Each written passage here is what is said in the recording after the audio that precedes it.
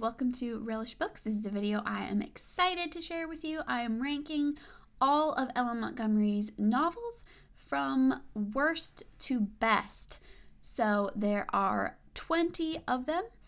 So even if I only talk about each one for a minute, this video will be 20 minutes long, and I'm going to try to keep it shorter than that. So I'm going to jump right into it, starting with 20, the bottom of the stack. This is Kilmeny of the Orchard. I tried to put at the top of the list what I feel to be Ellen Montgomery's greatest work, all of her best qualities culminating into a book. And in this 20th place in Kilmeny, you have all of the worst elements of Ellen Montgomery culminating into a single book. The characters stink, the plot stinks, the writing stinks, everything about this book stinks. Fortunately, it is very short. It's really more of a long short story or novella rather than a full-length novel, but it is awful. If you want to know just how awful, definitely go read it. You will be drowning in sap like you were swimming in Mrs. Butterworth's syrup. It is truly awful, but it's kind of legendary in its awfulness, in my opinion. So there you go. That's the only Ellen Montgomery that I really hate. So moving on up the list into a lot of these in the middle ones, I really feel kind of the same about a lot of them. So there's kind of all these like middle of the pack books that I do enjoy, I just don't love. So 19, A Tangled Web. This is one of Ellen Montgomery's more adult books. And kind of like its name, it is a tangled web of this family who are fighting over an inheritance. So it's really kind of, there's some humor in it. I don't hate it, but it's not great. It's kind of unpleasant. There are some funny moments, but none of the characters are really developed because it's kind of jumping from person to person. And it's just, yeah, just kind of unpleasant. It has moments of humor, but other than that, nothing special. It's not memorable or really very good at all. So number 19. 18, Emily's Quest. This is the final book in the Emily trilogy, and I like Emily okay. Definitely not one of my favorites of her heroines, but Emily's Quest, particularly the whole plotline with the Emily's romance, that final book really, really just drives me crazy more than any of Ellen Montgomery's other romances probably ever. It really is just so frustrating. So that's 18. 17 is Magic for Marigold. This is a really, it's a pleasant book. It's a fun read. It's kind of sweet. It feels like, but there's nothing about it that stands out. It feels like a very typical Ellen Montgomery book. The little girl in this growing up with the large family surrounding a very, very typical Ellen Montgomery, all her usual themes, but nothing that makes it stand out. So it's pretty forgettable, but enjoyable enough. 16, this is where it got a little difficult trying to organize these into what order. Anne of Ingleside. Ellen Montgomery did not want to keep writing Anne books. This was the final one that she finally did, even though it's not the final chronologically. She went back and added this. It's kind of a bunch of short stories, kind of like Rainbow Valley, just about Anne's family. Ellen Montgomery was not good at writing about Anne and Gilbert once they were married. I've complained about that multiple times. This book is actually mostly about the children, but deals with Anne and Gilbert as well. It's just really blah. I really don't like it. The public pushed so hard for Ellen Montgomery to keep writing Anne books when she really didn't want to. And that's always going to be, the author, the work is going to suffer from that when she's writing something she really didn't want to. And so, yeah, I really don't care for that one. Number 15, Emily Climbs. Another Emily book. I actually enjoy this one fine. The high points of the Emily books for me are Emily and Ilsa's friendship. I do enjoy that, and there's some fun things, some sweet things, but other than that, Emily's just, those books are just not my favorite. So, and then at 14, I have Emily of New Moon.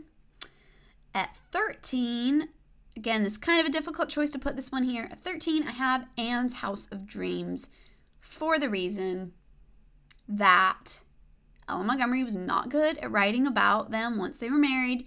And in Anne's House of Dreams, that's the most obvious because it's just them. They're starting their new life together in a new place. It's a pretty lonely place. They don't have children yet, although they have their first 2 children in this book. They experience the loss of their first child. A lot of things happening. But I feel like she really had to put in this big drama with their neighbor girl who becomes like Anne's friend and has this very tragic past that has to be resolved in the book. That's the main focus and plot of the book, is this other dramatic romance. It's kind of like, okay, now Anne and Gilbert's romance is done. We have to think up something new and dramatic and interesting because they're just not interesting anymore. And they're not. They're not interesting anymore once they're married. So don't like that, and that's why I don't care much for that book. 12, Rainbow Valley. This book is fun. It's a lot of little stories about Anne's children and their friends, but it's just not great. Again, Ellen Montgomery should have been allowed to stop writing about Anne's family when she wanted to. 11, The Golden Road.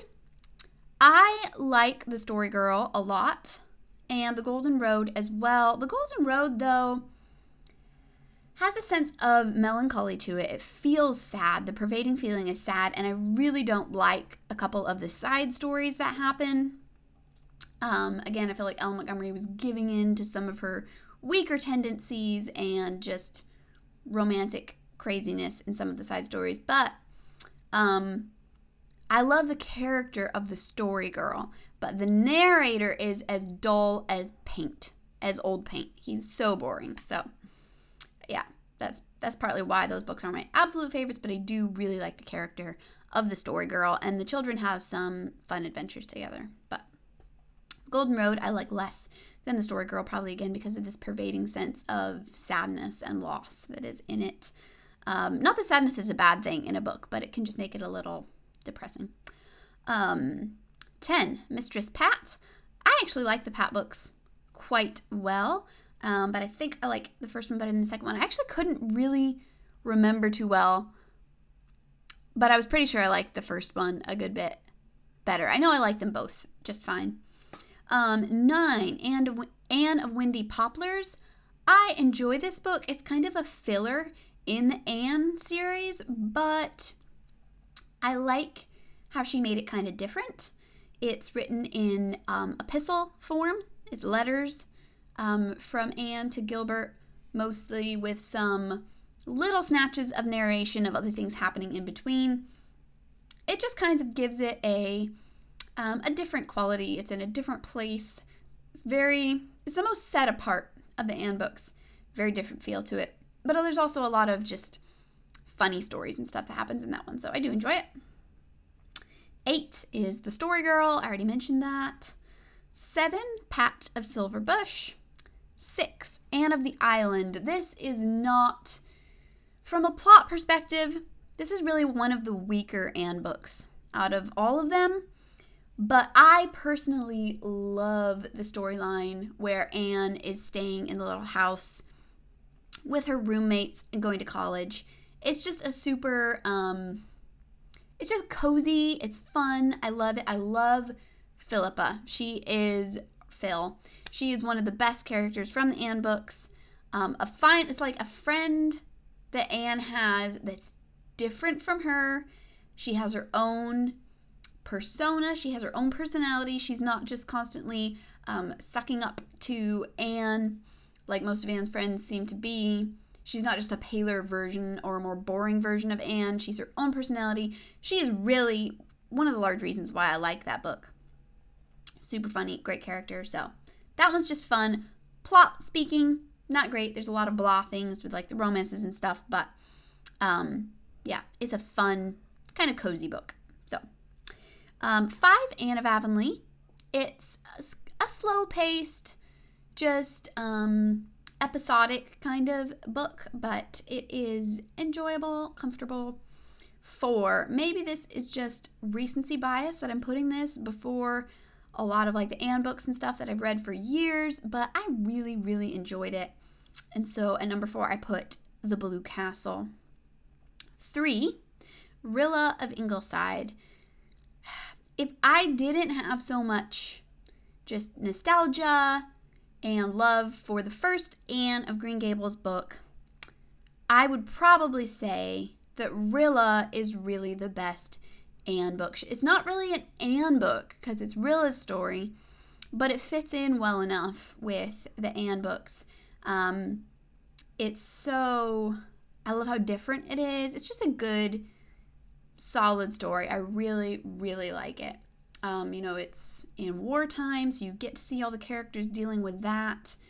And I just enjoy Rilla a lot as a character, especially in comparison to Anne, because Anne, as an adult, or Anne is like an older woman mother, I really don't like her character anymore. Anne's probably the worst part of Rilla and Gilbert. They're both bleh, but I love Rilla. She's super fun.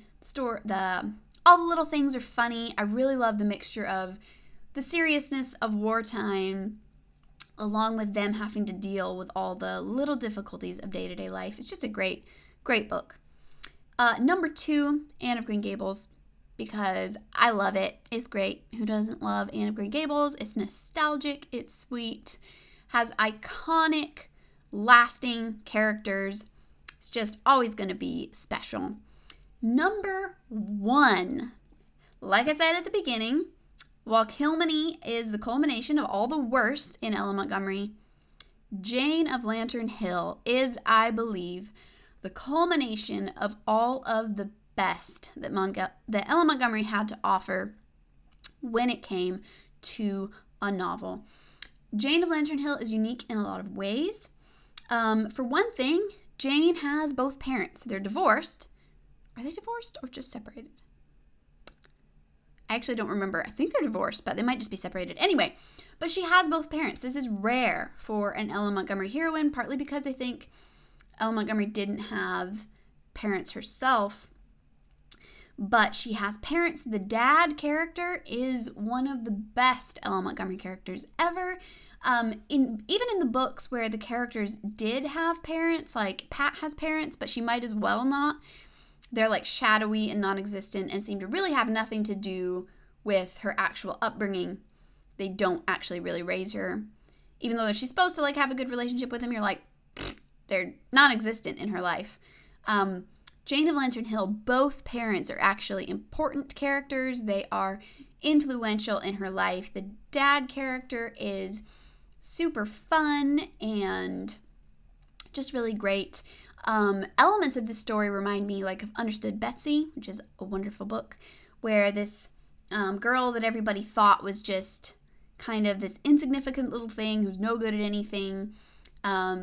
She has no real happiness in her life, and then she's taken and given freedom in an environment where she can just blossom and grow and become useful and fulfilled. So in that way, it's also kind of like The Blue Castle. But yeah, I love it. The characters, she has this great blend in this book too. It's also less blocky and episodic. She loved an episodic style in a lot of her books. Jane of Lantern Hill has that, and yet it also flows together well as a plot. It's comfortable and funny to read. It's also sweet. It has romance. It's kind of like a little Parent Trap situation there, where the romance is actually between the parents rather than the main girl. Jane's a little younger.